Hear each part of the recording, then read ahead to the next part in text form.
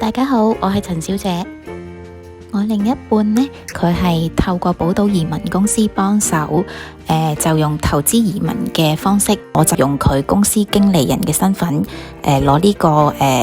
工作居留同佢一齊過嚟台灣。到佢完成咗投資移民之後呢，我就再冇經理人呢一個身份可以留低喺台灣，因為嚟台灣嗰陣時呢，我哋將所有嘢都搬晒嚟台灣噶啦，連我哋嗰兩隻貓都帶埋過嚟。其實我哋喺香港係再冇屋企噶啦。咁因為正嗰陣時都仲係喺 Covid 嗰段時間啊，所以根本就想用呢個旅行嘅方式申請嚟台灣呢，都係唔得噶。呢次返香港之前啦，咁 Shelly 佢哋已經幫我提交咗呢一個投資移民嘅申請，我就請教 Shelly 同埋佢哋香港嘅同事啦，究竟我仲有咩方法可以短時間之內返到嚟台灣同我另一半喺返埋一齊呢？就係用一個叫做就業金卡嘅方法返嚟台灣。好彩地啦，喺申請咗大概個半月之後呢，就批核咗我。咁就喺我揸住就業金卡返到嚟台灣之後，大概1年半左右啦。咁我嘅投資移民申請呢，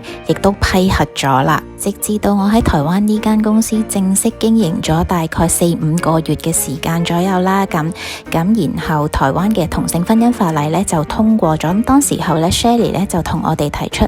不如你由呢個投資移民轉做依親移民啦咁樣。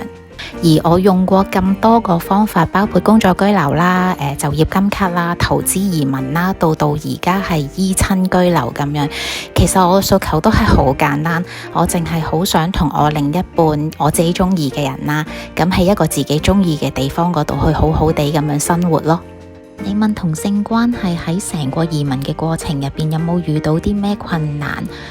就我哋自己呢個個案嚟講呢，我哋自己都真係遇到唔少波折嘅。咁首先就係一啲客觀嘅因素啦。喺2023年嘅1月尾嘅時候呢，先至通過咗台灣同埋港澳嘅同婚條例。好難忘嘅就係喺驗證當日啦，咁就我哋攞晒啲文件上去啦，咁點知去到交文件嘅時候呢，香港 TACO 嘅職員呢，咁就話我冇證件嘅證明呢，佢哋當日呢係唔肯收我哋嘅文件。咁好彩當時呢，就係寶島移民香港嗰邊嘅同事呢，就同我一齊上去嘅，咁佢幫我揾一啲解決嘅方法，就同 TACO 嗰邊嘅職員佢哋去商議，咁揾到一啲可行嘅辦法。咁雖然比起原先既定嘅註冊日子係遲咗結婚嘅我哋，咁但係總算係順利解決咗呢個問題咯。最後點解當初揀寶島？考慮到寶島唔同嘅一樣嘢呢，就係佢咁多年嚟都係專注做台灣，咁佢哋就真係專家嚟㗎嘛，即係遇過晒所有台灣經歷過嘅唔同嘅移民政策階段，佢哋都係有晒經驗。喺香港、台灣各有辦事處，一啲阻滯、一啲關卡，甚至係好似此路不通啦，然後走咗去掘頭路唔知點算嘅時候，盡佢哋嘅一切嘅能力去爭取，嘢反而係倒翻轉頭係感動咗我哋。當然跟住落嚟嗰幾年呢，經歷過呢個我另一半呢個移民路嘅起起伏伏、波波折折之後呢，